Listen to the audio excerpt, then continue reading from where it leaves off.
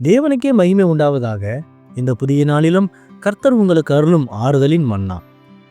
உலகப் பொருட்களை விட ஞானத்தையும் புத்தியையும் சம்பாதிக்க நாடுங்கள். என் வார்த்தைகளே உங்கள் பாதைக்கு வெளிச்சம். அதை மறவாமல் பற்றி கொண்டால் உங்கள் வாழ்வில் வெற்றி நிச்சயம். நீதிமொழிகள் 4:5. ஞானத்தை சம்பாதி, புத்தியையும் சம்பாதி. என் வாயின் வார்த்தைகளை மறவாமலும் விட்டு விலகாமலும் இரு. அன்பானவர்களே, சாலமோன் ராஜா எல்லாவற்றையும் விட ஞானத்தையே கேட்டார். தேவன் அவருக்கு ஞானத்தோடு கேட்காத ஐஸ்வர்யத்தையும் கனத்தையும் கொடுத்தார். ஞானம் என்பது சரியானதை சரியான நேரத்தில் சரியான வழியில் செய்வதாகும். உங்கள் பிரச்சனைகளுக்கு தீர்வு பணத்தில் இல்லை, தெய்வீக ஞானத்தில் இருக்கிறது. தேவனுடைய வார்த்தைகளை தியானிக்கும் போது அந்த ஞானம் உங்களுக்குள் பெருகும். அதுவே உங்கள் வெற்றிக்கான திறவுகோல். ஆமேன். ஜெபிப்போம். என் அன்புள்ள பரிசுத்த பரலோக பிதாவே, இந்த புதிய நாளுக்காக உமக்கு நன்றி.